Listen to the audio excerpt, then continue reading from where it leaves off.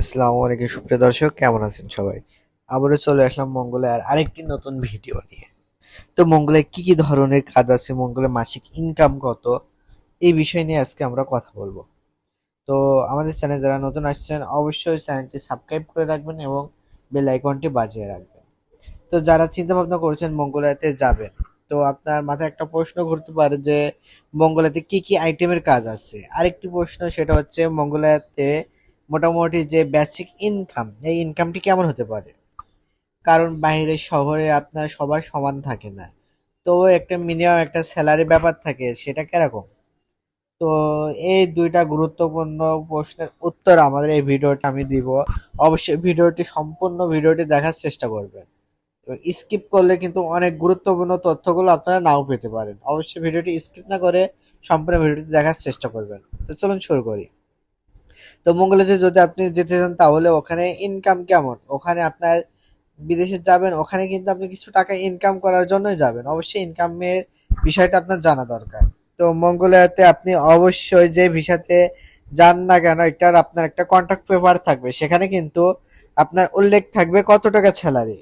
তো মঙ্গোলিয়াতে বাইরে কোনো শ্রমিক যদি নেয়, 500 থেকে 600 US ডলার কিন্তু সাধারণ কর্মীদের বেতন দেয়, জেনারেল ওয়ার্কার যারা আছে। তো অবশ্যই আপনাকে সেই দিকটা এবং সেই ব্যাপারটা আপনাকে শিওর হতে হবে কন্ট্রাক্ট পেপারে কত লেখা আছে।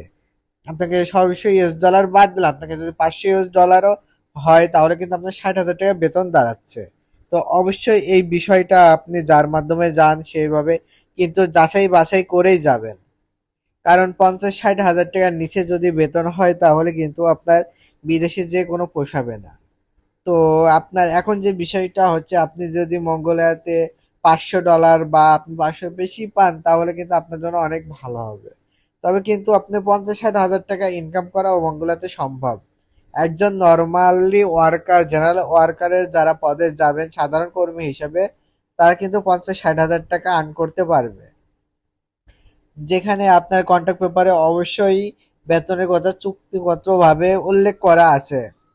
তো আপনার কন্ট্যাক্ট পেপারটা কিন্তু দেখে শুনে বুঝে আপনি ইংরেজি ভাষা বা মঙ্গলা ভাষা থাকে সেটা আপনি ছবি তুলে গুগলে ট্রান্সলেট করে বুঝে শুনে কিন্তু সই স্বাক্ষর করে দিবেন এবং টাকা পয়সা দিবেন। আগে কিন্তু ভালোভাবে যাচাই বাছাই করে নেবেন।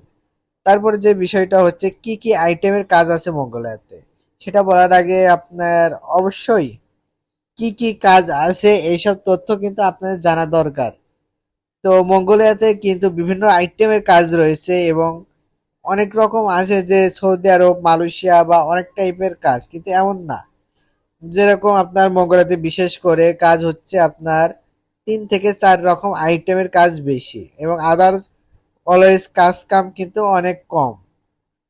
তো আপনার মঙ্গোলিয়াতে যে 3 থেকে 4টা কাজের ব্যাপারগুলো আছে আন্তর্জাতিকভাবে জানা যায়, যে যাদের শ্রম বাজারে এই আইটেমের শ্রমিক তারা আনে, সেক্ষেত্রে প্রথমত হচ্ছে কনস্ট্রাকশন সেক্টর।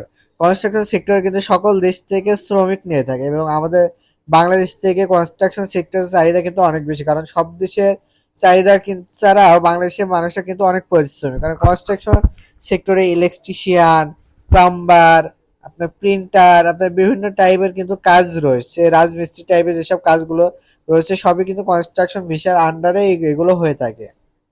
তো এই সেক্টরে কিন্তু আপনার মঙ্গোলিয়াতে কাজের অফার অনেক বেশি। তো এবং তারপরে আছে আপনার মাইনিং এর কাজ কিন্তু সবচেয়ে অনেক গুরুত্বপূর্ণ, যেমন ফিলিপাইনের দেশের লোকগুলো কিন্তু এগুলো বেশি করে। মাইনিংটা হচ্ছে খননের কাজ, যেমন খনি উদ্ধার করে। কারণ আপনার মঙ্গোলিয়াতে কিন্তু প্রচুর পারে কয়লার খনি আছে, অনেক খনিজ সম্পদ কিন্তু ওখানে আছে। তো খুঁজে খুঁজে কিন্তু এইগুলো আপনার এগুলো উদ্ধার করে। তো এই কাজেও কিন্তু আপনার প্রচুর শ্রমিক নিয়ে থাকে, সেটা কিন্তু ফিলিপাইন, ইন্ডিয়ান এবং বিভিন্ন রাষ্ট্রের কিন্তু লোক ওখানে বেশি নিয়ে থাকে।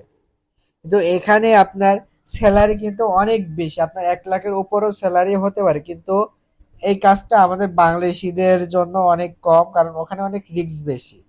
এটা হচ্ছে মাইনিং এর কাজ। এবং কৃষি খাতের কিছু কাজ, সেগুলো হচ্ছে গ্রিন হাউসের, মানে গ্রিন হাউসের যেসব কাজ আছে, গরম শীতের দেশ, কারণ ইউরোপের ভিতরে সবচেয়ে পরিস্থিতি মানে ভালো না, কারণ ওখানে প্রচুর পরিমাণে শীত। তো কৃষি কাজ কিন্তু ওখানে অনেক বেশি, ঘোড়ার খামার, আপনার ঘোড়া কিন্তু মঙ্গোলিয়াতে ব্যাপক হারে লালন পালন করা হয়। তো এই টাইপের কাজ কিন্তু মঙ্গোলিয়াতে আছে, এটা কিন্তু কমন কোয়ালিটির কাজ।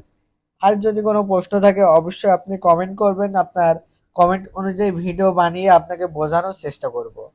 তো ভালো থাকবেন ফ্রেন্ড, এবং আমাদের চ্যানেল যারা নতুন আসছেন অবশ্যই চ্যানেলটি সাবস্ক্রাইব করে রাখবেন এবং আমাদের সাথে থাকবেন। এখানে আর ভিডিওটি শেষ করছি বন্ধুরা, আল্লাহ হাফেজ।